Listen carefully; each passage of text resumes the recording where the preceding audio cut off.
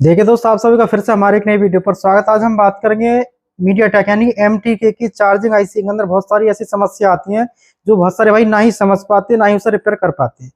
मैं आपको बताता हूँ, 12 जुलाई का ऑफलाइन का बैच हमारा फुल है, ऑनलाइन की बुकिंग चल रही है। आपको जुलाई में ही आना है 12 में, तो एक बार कॉल मैसेज करके पूछ सकते हैं सीट आपको कब मिलेगी। जो आ रहे हैं वो कोई कैंसिल करा लेते हैं, तो नहीं तो आपको 12 अगस्त और सितंबर की बुकिंग मिलेगी। ऑफलाइन का फीस 21,000 है। रहना खाना नाश्ता टूल किट सब कुछ आपको ही मिलेगा। ऑनलाइन का फीस 5,000 है, जिसमें कि आपकी 2 महीने की ट्रेनिंग रहेगी। मोबाइल के साथ कंप्यूटर हार्डवेयर सॉफ्टवेयर फ्री करा रहे हैं, जो कि हमारा 2025 तक रहेगा। बाकी बाद में दोनों की फीस अलग अलग हो जाएगी। देखिए, मीडिया टेक की चार्जिंग के बारे में हम बात करेंगे। मैं आपको सबसे पहले बताता हूँ, जैसे आप चार्जिंग जग देख रहे हैं, यहाँ पे एक OBP आईसी है, एक चार्जिंग आईसी, एक पावर आईसी है, बैटरी कनेक्टर और बैटरी, ये सारी चीजें आपको देखनी है। अब ये सब कुछ आप मदरबोर्ड में पहचान लेते हैं। आपको करना क्या है, मीटर आपको लगाना है सबसे पहले बजर मोड पे, और इसकी लाल पिन को आप ग्राउंड करेंगे। काली पिन से आपको क्या करना है, जो चार्जिंग का जो प्लस पॉइंट है इस पे GR चेक करेंगे। चार्जिंग के प्लस पॉइंट पे या मदरबोर्ड में जहां बी बस लिखा और गोल्डन पॉइंट हो, वहां पे GR जो आपको मिलेगा 500 से 700 के बीच में आना चाहिए। यदि यहाँ 500 से 700 के बीच में GR आता है तो आप ये ना समझे पूरी लाइन ठीक है। लाइन कहाँ तक ठीक होगी, इस पे GR आता है तो ये लाइन आपकी सिर्फ बी बस से लेके और OBP आईसी तक, ये हमारा क्या है, ये OBP आईसी है। सिर्फ यहाँ तक लाइन ठीक होगी। यदि इस पे GR है तो आगे का कैसे चेक करेंगे वो मैं आपको बताऊंगा। अब इतना आप जब कर लेंगे, इसके अंदर इतना चेक कर लेंगे, तो इसके बाद क्या करना है कि मीटर आपको बजर मोड पे लगाना है। बजर मोड पे यहाँ पे आपको मीटर लगाने के बाद में, जैसे आप बजर मोड पे यहाँ पे लगा देंगे, बजर मोड पे लगाने के बाद काली पिन से आप बैटरी के प्लस पे चेक करेंगे, लाल पिन को ग्राउंड करेंगे। अब जो ग्राउंड होगा वो ग्राउंड से बजेगा, जो बैटरी का प्लस है उस पर 250 से 500 के पास में रीडिंग आनी चाहिए। यानी कि इस पर GR आ रहा है तो ये ना समझें कि ये लाइन शॉर्ट है या ठीक है। GR का मतलब है ये लाइन शॉर्ट नहीं है और ये लाइन ओके है। कहाँ तक ओके है वो मैं आपको बता रहा हूँ, ये लाइन कहाँ तक ओके होगी। मान लो कि आपका इसमें ये ग्राउंड है, ये प्लस है, तो प्लस की लाइन कुछ कंपोनेंटों के माध्यम से आपका जाता है सीधा चार्जिंग आईसी में। तो यहाँ पे जो GR मिलेगा किसका मिलेगा, चार्जिंग आईसी का GR मिलेगा। तो इसका मतलब लाइन के अंदर कोई शॉर्टिंग नहीं है और GR आ रहा है। तो हॉट टेस्टिंग एक अलग समस्या होती है, वो भी अभी समझेंगे। अब यहाँ पे मैंने 2 चीजें बताई, इतना आप मीटर से चेक कर सकते हैं, इससे ज्यादा आप मीटर से चेक नहीं कर सकते। अब इसके बाद क्या होगा, जब OBP आईसी पे आप पहुंच जाएंगे तो मैं इसका सर्किट बनाता हूँ। जैसे आप देख रहे हैं OBP का आउटपुट जो निकलेगा ये आपका कहाँ जाएगा, एक चार्जिंग आईसी में जाएगा। चार्जिंग आईसी में जब जाएगा तो इसमें कुछ कंपोनेंट हमको इस तरीके से मदरबोर्ड के अंदर मिलेंगे, जैसा आप यहाँ पे देख रहे हैं। यहाँ पे 2 रेजिस्टेंस लगे हैं, वो किस लिए है मैं वो भी बता रहा हूँ। यही लाइन 5 वोल्ट की लाइन रेजिस्टेंस पे जाती है, और ये रेजिस्टेंस आपका इधर से ग्राउंड होता है और दोनों आपस में जुड़ जाते हैं, और इनके बीच से एक वोल्ट निकलता है जो कि पावर आईसी में जाता है। इसे बोलते हैं VCDT, यानी कि वोल्टेज चार्जिंग डिटेक्शन की लाइन होती है, इसी को बोलते हैं डिवाइडर सर्किट। ये जो रेजिस्टेंस मिलेगा आपको 330 किलो ओम का मिलेगा, ये 40 से 39 किलो ओम का आपको पैरेलल में मिलेगा। डिवाइडर में कैसे वोल्टेज कम ज्यादा करने हैं उसका वीडियो मैंने डाल रखा है अपने पुराने चैनल पे, वहां जाके आप देख सकते हैं।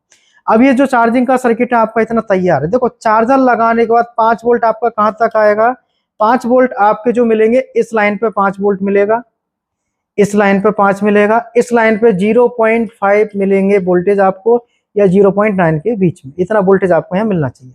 अब बैटरी को चार्ज करने के लिए क्या होगा, यहाँ से एक सप्लाई निकलती है जो कि बी बैट जो होता है हमारा, ये यहाँ से सप्लाई जब निकलेगा बैटरी को चार्ज करने के लिए, चार्जिंग आउट के नाम से, ये कुछ कंपोनेंटों के साथ बैटरी के प्लस पे जाएगी।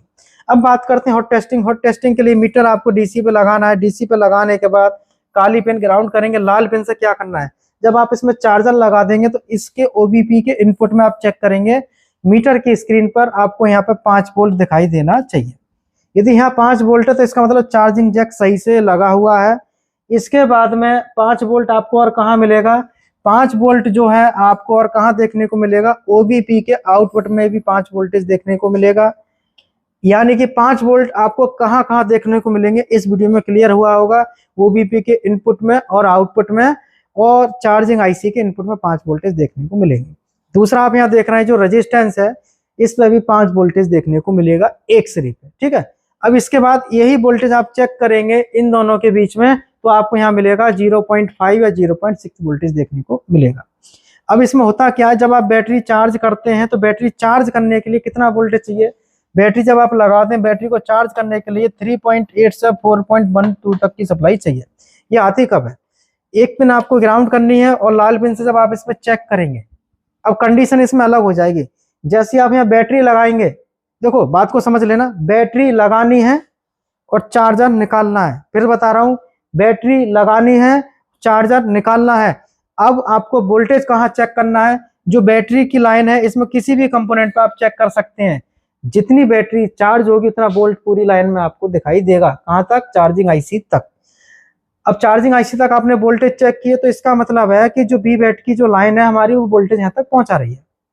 अब आपको क्या करना है? चार्जर लगाना है और बैटरी लगानी है। चार्जर लगाना है, बैटरी लगानी है, काली पिन को ग्राउंड करेंगे, मीटर से आप चेक करेंगे कितना वोल्टेज है। मान लो बैटरी के अंदर 3.7 है, तो आपको ध्यान रखना है इस पर 3.7 है या नहीं। यदि 3.7 है और वोल्टेज रुके हुए हैं, बिल्कुल हलचल फ्लक्चुएट नहीं है, तो चार्जिंग आईसी के अंदर खराबी है, यानी कि चार्जिंग आईसी इसका लोड नहीं ले पा रही है। तो इसके अंदर कहाँ खराबी है? चार्जिंग आईसी के अंदर खराबी है, रिवॉल्व करनी है, चेंज करनी है। यदि 3.7 की जगह वोल्ट होता है 3.8, 3.9 या 4.12 इस तरीके से हो जाता है, तो इसका मतलब चार्जिंग आईसी ठीक है, वोल्टेज बढ़ चुके हैं, बैटरी स्टोर नहीं हो रही है, तो बैटरी का जो एम्पियर है वो खराब हो चुका है।